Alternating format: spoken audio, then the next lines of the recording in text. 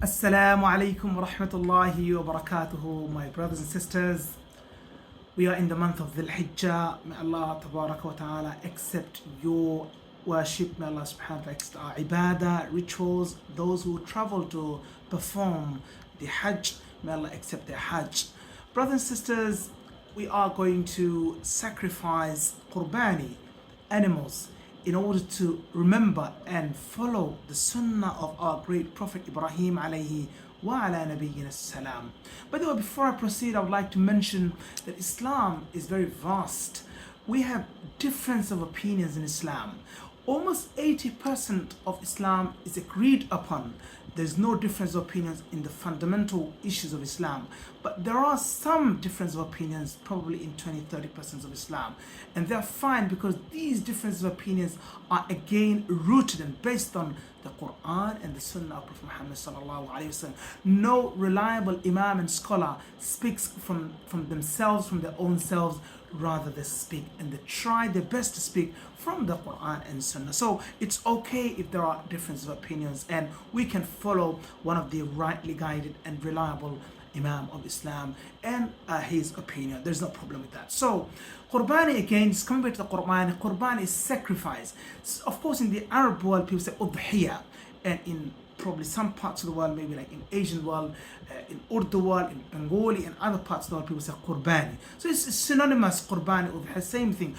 Sacrificing an animal for the sake of Allah subhanahu wa ta'ala, to be close to Him and to follow the sunnah of Ibrahim alayhi salatu was salam. Allah tabaraka wa ta'ala said in the Noble Quran, لَن يَنَالَ اللَّهَ لُحُومُهَا وَلَا دِمَاؤُهَا وَلَكِنْ يَنَالُهُ التَّقْوَى مِنْكُمْ. Allah the Almighty said, your meat and your blood won't reach Allah. Allah is not in need of your blood or meat. What He wants to see is your intention, your niyyah. You do for Allah, taqwa, the God consciousness. What Allah wants to see is the inner dimension, your taqwa, what's inside you. So do it for Allah. Don't do it for showing off. Don't do it to show other people that you are sacrificing big animals and whatnot, but do it for Allah subhanahu wa ta'ala. Now, of course, one cow or camel can be shared by 7 people. This is according to Hanafi schools and major Imams of Islam. So one cow can be shared by 7 names, 7 people, and you can include those who are alive and those who also have passed away. You can do on their behalf, as Prophet ﷺ did as well. So you can do on their behalf. So dead and alive, those who have passed away and those who are alive, you can do on their behalf. One goat or sheep can be sacrificed on behalf of one person.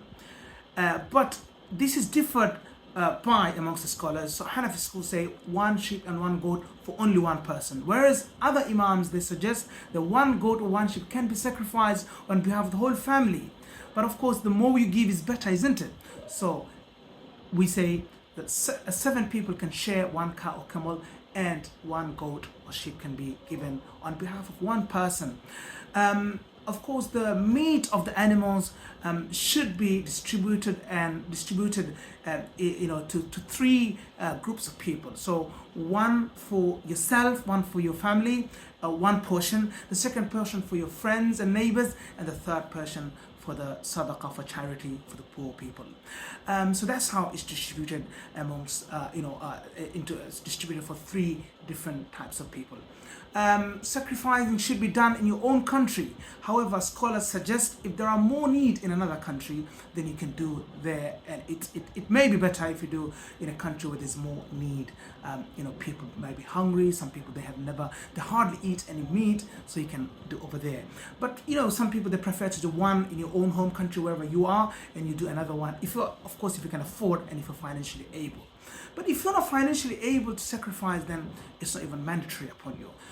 So may Allah subhanahu wa ta'ala accept our sacrifice, our udhiyah, our qurbani. May Allah subhanahu wa ta'ala forgive all of us. May Allah unite our hearts in His obedience. And may Allah tabaraka wa ta'ala make things easy for the ummah of Islam. Wa jazakumullah khairan. Wassalamu alaikum wa rahmatullahi wa barakatuh.